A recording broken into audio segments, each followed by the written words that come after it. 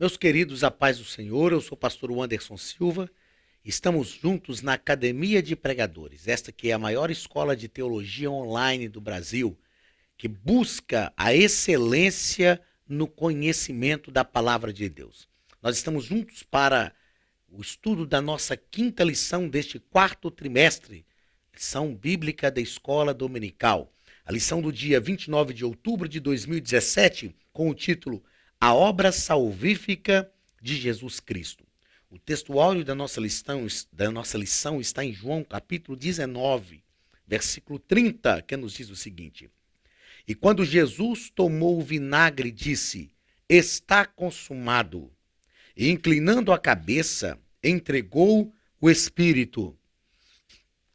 O termo grego para está consumado é tetelestai. Tetelestai quer dizer aquilo que está feito, vaticinado, pronto, que ninguém pode mudar. Isto significa tetelestai. Quando Jesus exclamou tetelestai, dizendo está consumado, ele estava dizendo a obra salvífica está pronta, não pode ser mudada. Numa hermenêutica, não numa hermenêutica judaica, né? Porque a hermenêutica judaica ela vai entender um pouco diferente da gente, mas numa hermenêutica ocidental, que é a hermenêutica que nós fazemos, que é a arte de interpretar o texto bíblico, é como se Jesus dissesse, foi feito, está feito e continuará feito, não pode ser mudado.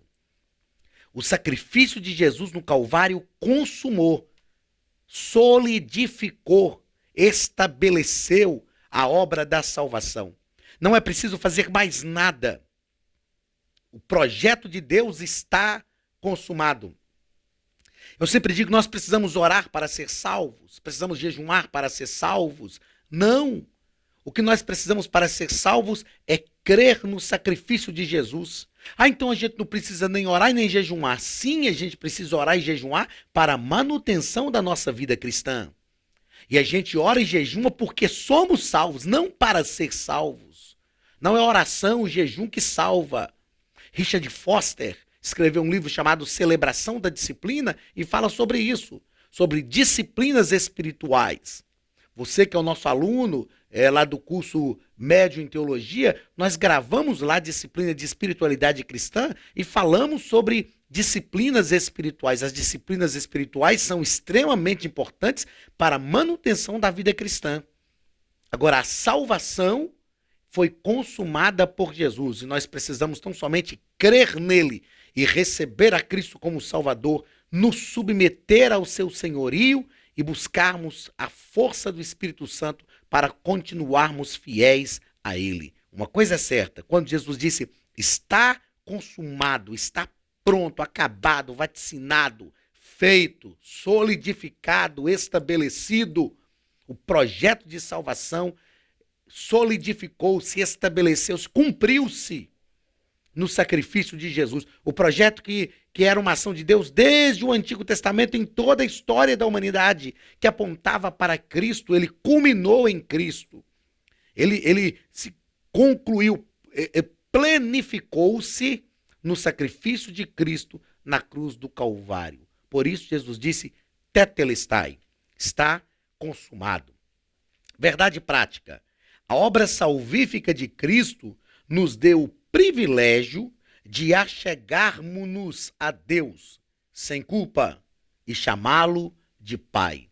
O escritor aos Hebreus vai explicando o sacrifício levítico e apontando para Cristo como o sumo sacerdote perfeito da ordem de Melquisedeque, que não precisou oferecer sacrifício por si mesmo, porque não tinha pecados, antes a si mesmo se ofereceu pelo pecado de todos. E ele vai explicando essa dinâmica do projeto salvífico. O sacrifício levítico era um apontamento para a salvação em Cristo, e ele diz assim, portanto agora, ou seja, que o véu do templo se rasgou, que Jesus Cristo estabeleceu a salvação, portanto agora que entendemos isto, entremos diante dele com inteira liberdade e plena certeza de fé. Podemos entrar diante de Deus, podemos nos achegar a Deus com liberdade, sem medo, sem medo.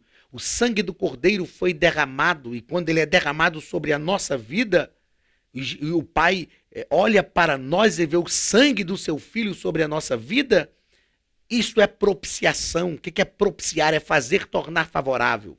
O sangue de Cristo sobre a nossa vida. Se não for o sangue de Cristo sobre nós, Deus olha para nós irado por causa do pecado, porque Deus odeia o pecado. Não o pecador, mas o pecado. Deus tem aversão ao pecado. Então Deus olha para nós com a sua justiça por causa do pecado que está em nós. E quando ele vai executar a sua justiça e ele vê o sangue do Cordeiro sobre a nossa vida, a ira de Deus é aplacada. Era isso que acontecia lá no Santo dos Santos, quando o sumo sacerdote derramava o sangue do Cordeiro sobre o propiciatório que estava sobre a Arca da Aliança, e os 2 querubins estavam sobre o propiciatório. Os querubins tipificavam a ira de Deus, mas quando o sangue do Cordeiro era derramado, a ira de Deus era aplacada e o favor de Deus chegava. Isso é propiciar, fazer tornar favorável. O sangue de Cristo faz tornar favorável o favor de Deus até nós. Então nós podemos entrar com liberdade, sem medo. Ah, mas eu sou pecador e Deus vai me matar. Não, ele já matou o seu filho em nosso lugar. Nós só precisamos nos submeter ao senhorio do seu filho, e assim o sangue de Jesus Cristo, o seu filho, João disse isso, nos purifica de todo pecado. E então nós temos liberdade de estar diante do Senhor. O ponto central da lição nos diz que a obra salvífica de Jesus foi única e perfeita. Só ele, ninguém mais do que ele. Ela foi única e perfeita. Por que ela foi perfeita? Porque Jesus foi perfeito como homem. Ele se encarnou e venceu. Jesus foi perfeito em sua submissão, Jesus foi perfeito em sua adoração, Jesus foi perfeito em sua obediência, Jesus foi perfeito em sua morte, porque ele se entregou. Não foram os judeus, não foram os romanos que mataram Jesus. Ele disse assim: eu dou a minha vida, ninguém toma, eu a dou. Então ele foi perfeito em todos os aspectos. Então foi uma obra perfeita. Objetivos, objetivo geral: explicar que a obra salvífica de Cristo nos deu o privilégio de achegarmos-nos a Deus sem culpa e chamá-lo de Pai. O próprio Jesus disse: pelo que clamamos Abba, Pai, que seria paizinho, papaizinho querido, como diria o baiano, painho. Seria chamar a Deus com afinidade, sabendo que ele é o nosso Pai de verdade. Objetivos específicos: primeiro, apresentar o significado do sacrifício de Cristo. Segundo, explicar como se deu a nossa reconciliação com Deus. Terceiro, discutir a respeito da redenção eterna. Leitura bíblica em classe. Está em João capítulo 19, versículos 23 ao versículo 30, que nos diz assim: tendo, pois, os soldados crucificado a Jesus, tomaram suas vestes e fizeram 4 partes, para cada soldado uma parte, e também a túnica. A túnica, porém, tecida toda de alto a baixo, não tinha costura. Disseram, pois, uns aos outros: não a rasguemos, mas lancemos sortes sobre ela, para ver de quem será. Isto foi assim para que se cumprisse a escritura que diz: dividiram entre si as minhas vestes, e sobre a minha túnica lançaram sortes. Os soldados, pois, fizeram estas coisas.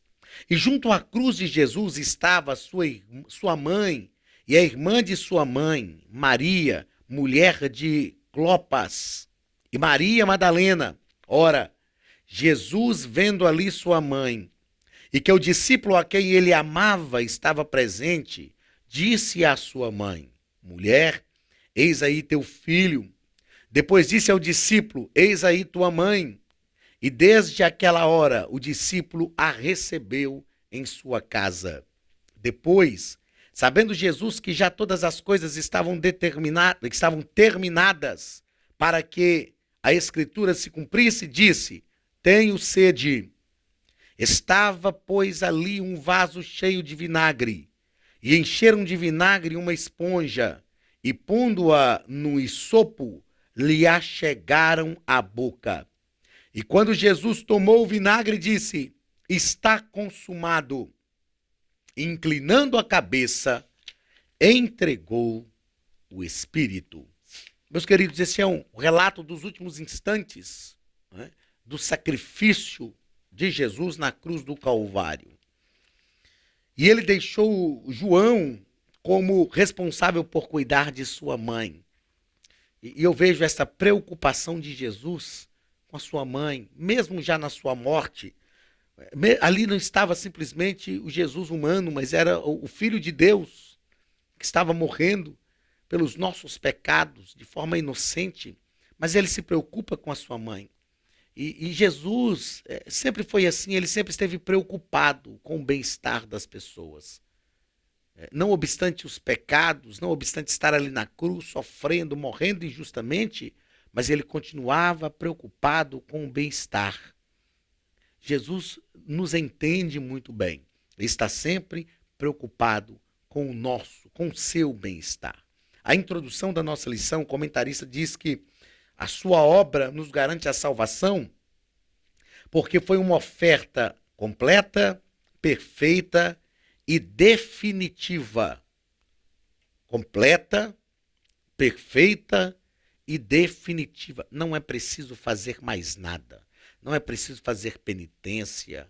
Não é preciso oferecer sacrifício. Não é preciso dar oferta. Nada disso. Dar oferta, fazer os sacrifícios que nós acreditamos, não podem, essas atitudes não podem estar condicionadas à salvação. Eu vou dar oferta porque eu serei salvo. Não. Mas isso deve acontecer como um resultado da salvação que nos alcançou. Eu vou ofertar porque eu já sou salvo. Eu vou fazer um sacrifício, oferecer a Deus um sacrifício porque eu já sou salvo. Aí sim é o caminho correto. Primeiro ponto. O sacrifício de Jesus. Primeiro parágrafo, o sacrifício completo. Somente o sacrifício de Jesus foi completo. Por que o sacrifício de Jesus foi completo? Porque ele foi fiel a Deus. Adão estava no Éden e tinha toda a situação favorável para que ele não pecasse e ele pecou. Jesus nasceu num ambiente extremamente hostil e tinha toda a situação favorável para que ele pecasse e ele não pecou. Por quê? Porque ele viveu em plena dependência do Pai. Mas é porque Jesus era Deus. Não. Enquanto esteve encarnado, Jesus agiu só como homem. Eu já disse isso aqui em aulas anteriores e é bom a gente entender isso muito bem quando a gente estuda Cristologia, porque Jesus agiu. Paulo disse em Filipenses capítulo 2, não teve por usurpação o ser igual a Deus, antes esvaziou-se a si mesmo e assumiu a forma humana, e na forma humana a si mesmo se humilhou até a morte e morte de cruz. Ele se restringiu porque ele quis a nossa humanidade. E ele foi perfeito. Foi perfeito porque tinha comunhão com Deus. Foi perfeito porque estava sempre em oração. Foi perfeito porque vivia em intensa dependência de Deus e do Espírito Santo. Então o sacrifício de Jesus foi completo porque ele foi perfeito. Segundo parágrafo, o sacrifício meritório. Na sociedade em que vivemos, desenvolvemos uma ideia de que tudo é por nossos méritos. Eu sou o funcionário que fui promovido. Por que eu fui promovido? Pelos meus méritos. Nós aprendemos e vivemos numa sociedade meritiva, meritória, que recebe aquilo que merece. O sacrifício de Jesus no Calvário é meritório, mas não mérito nosso. O mérito é do próprio Cristo. Nós somos salvos por causa da graça de Deus, por causa do amor de Deus e do sacrifício de Cristo. Então, o único mérito aceito por Deus nesta nova aliança é o sacrifício vicário, realizado definitivamente por Cristo Jesus. A nossa atitude diante de Deus deve ser uma atitude de humildade, de reconhecimento. Nós somos salvos não porque nós merecemos, Nós somos salvos porque o amor de Deus nos alcançou de verdade. Ah, se Deus fosse nos pagar conforme nós merecemos, nós estaríamos perdidos. Perdidos. Porque a Bíblia diz que Jesus Cristo morreu por nós, sendo nós ainda pecadores. Sendo nós ainda pecadores, ele se entregou. O que cada um de nós como pecadores merecíamos? A justiça de Deus. Mas a sua justiça foi aplacada pelo seu amor e ele entregou o seu filho, porque o seu amor permeia todas as coisas, e ele entregou o seu filho, tendo Cristo morrido por nós, ainda pecadores. Glórias a Jesus, porque o Senhor nos amou primeiro. O mérito é do sacrifício vicário de Cristo e não nosso. Terceiro parágrafo deste primeiro ponto. O sacrifício remidor. O pecado deteriora o ser humano, degenerando o seu caráter, deformando nele a imagem e semelhança de Deus, a imagem divina. O sacrifício de Cristo aparece nas Escrituras como redenção para trazer de volta o caráter dele. Quando nós ministramos espiritualidade cristã, nós falamos sobre isso, sobre essa restauração da imagem e semelhança de Deus em nós. O que é ser espiritual? É ser cada vez mais humanos. Quando nós recebemos a Cristo como Salvador, o Espírito Santo começa a reorganizar a nossa espiritualidade, a nossa humanidade. A humanidade que estava em Adão no Éden. Foi esta humanidade, foi por causa desta humanidade degenerada, corrompida, que o Senhor perguntou a Adão: onde estás? Ou seja, onde está a humanidade que eu criei em você? Esta foi a pergunta de Deus para Adão. O que você fez com a humanidade, que é a imagem e semelhança de Deus que ele colocou em nós? Mas a salvação nos lança no caminho de reestruturação dessa humanidade. Ser espiritual é ser cada vez mais humanos. O que o Espírito Santo está fazendo em nossa vida é restaurar a nossa humanidade. Pastor, mas nós não podemos ser humanos, temos que ser espiritual. Tudo que Deus sempre quis de Adão e Eva é que eles continuassem sendo seres humanos. O pecado de Adão e Eva foi justamente acreditar que poderiam ser iguais a Deus, ou seja, deixar de ser seres humanos. E ele se tornou imperfeito, ele era perfeito para ser homem, porque Deus o criou para isso. Eva era perfeita para ser mulher, para ser humana.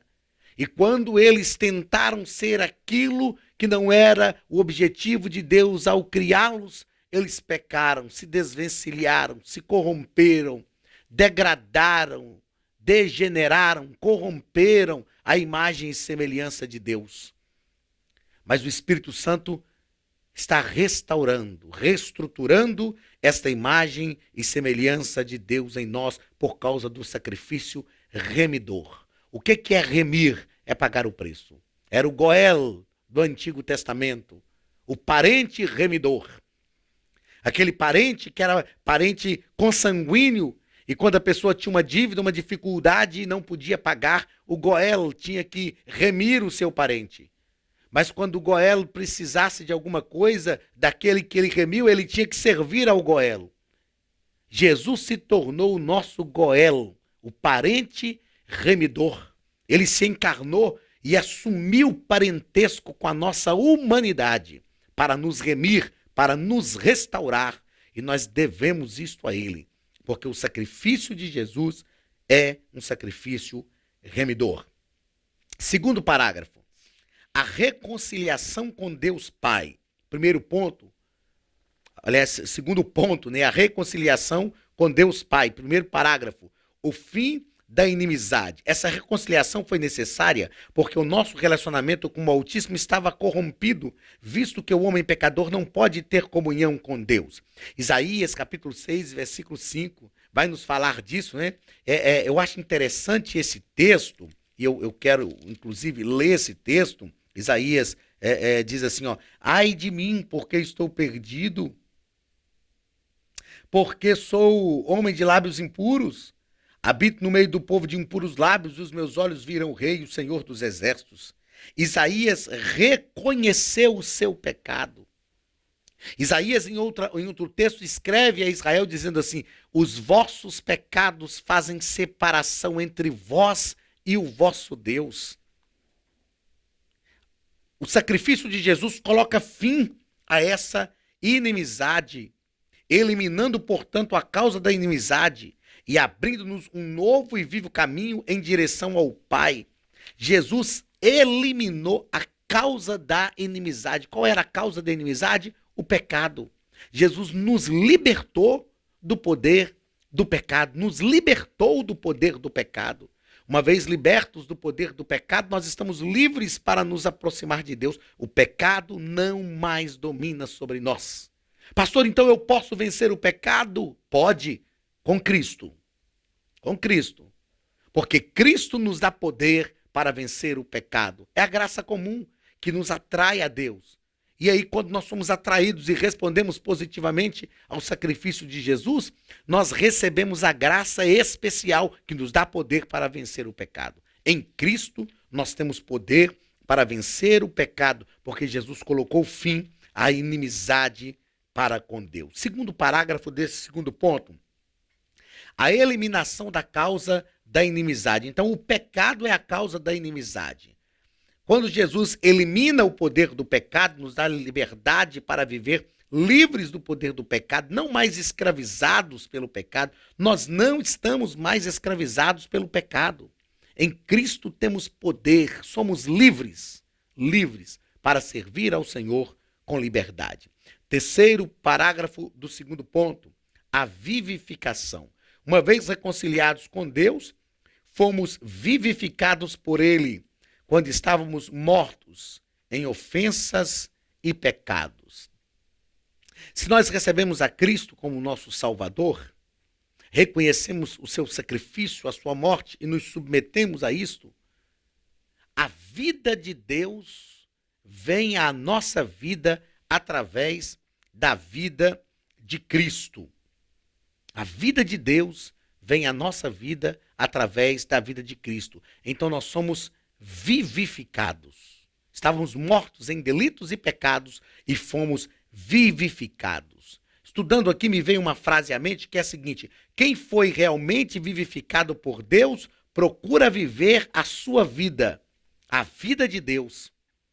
Eu me lembro que há alguns meses atrás eu estava estudando para ministrar uma aula, estava ministrando a aula e Deus trouxe assim, Deus de vez em quando traz umas frases ao meu coração, e Deus trouxe uma frase ao meu coração que é mais ou menos a seguinte: um coração dominado por Deus não pode germinar o pecado. Um coração dominado por Deus não tem lugar para a germinação do pecado. O pecado vem a nós, mas ele não pode germinar. Outra frase foi a seguinte, aliás, deixa eu até pegar aqui, que eu tenho essas frases anotadas, e deixa eu ler uma dessas frases perfeitamente dentro dessa perspectiva que nós estamos tratando aqui, ó. Deixe-me ver aqui. Para que nós entendamos que se Deus domina o nosso coração, nós não podemos estar dominados pelo pecado. A frase que eu acabei de dizer é exatamente assim, ó.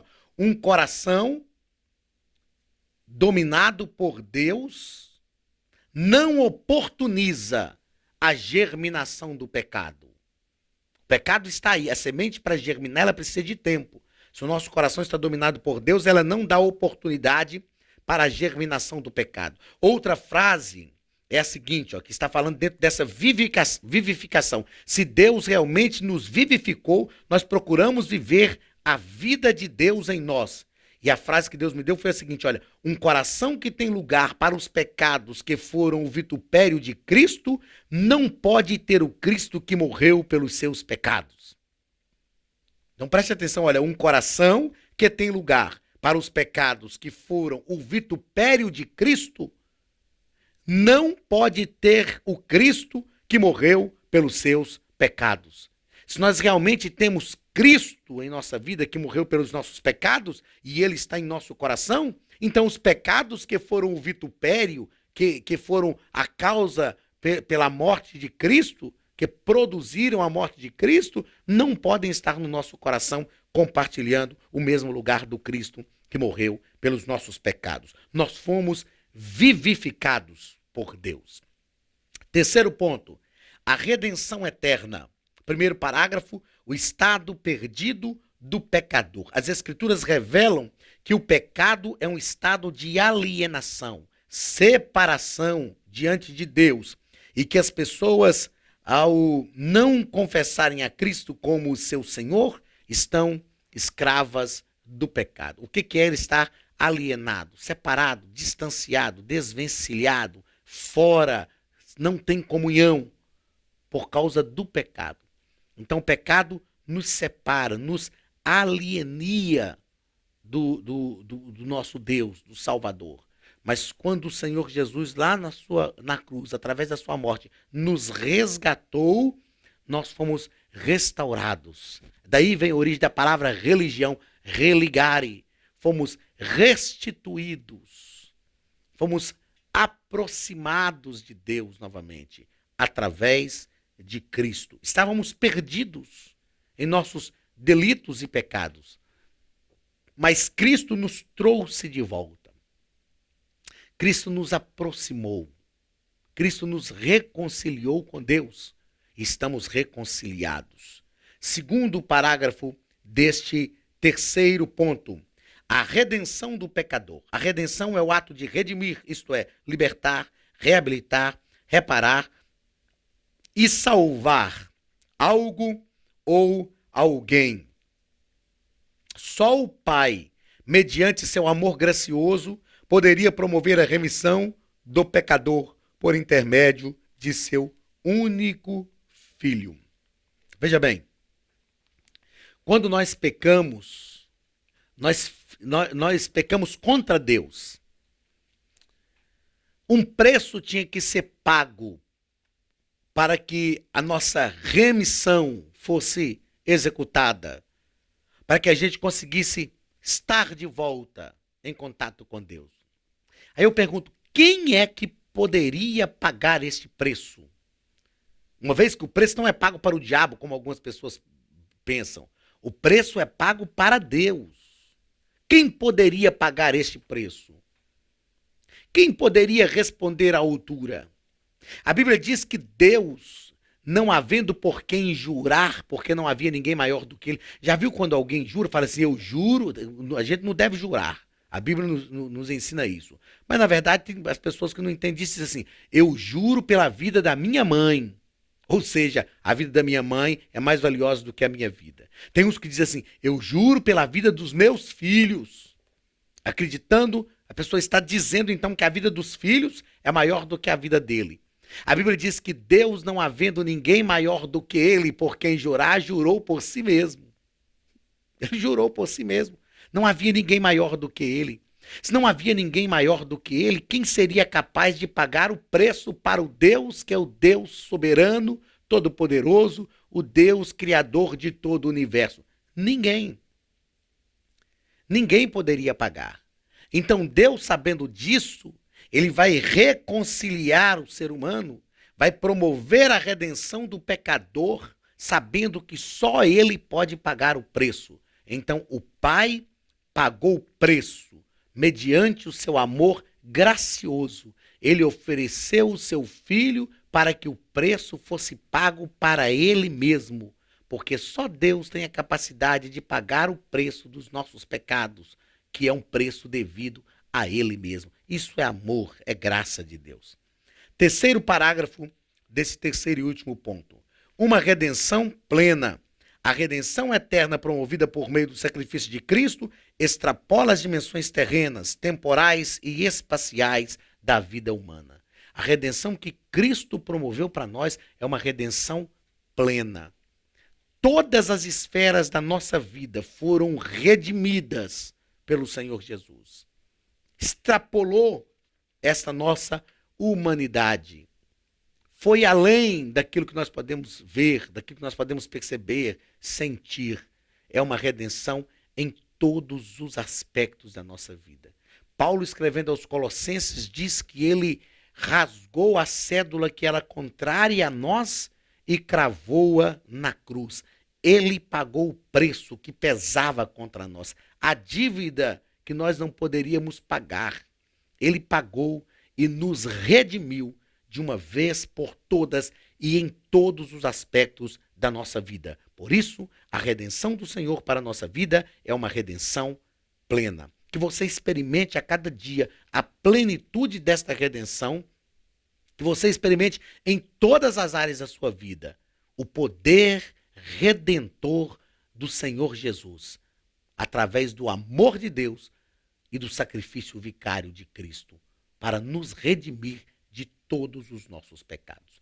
Deus te abençoe em nome de Jesus. Obrigado mais uma vez pela sua companhia e na semana que vem estaremos juntos para a lição de número 6, onde iremos tratar sobre a abrangência universal da salvação. Deus te abençoe. Um grande abraço em nome de Jesus.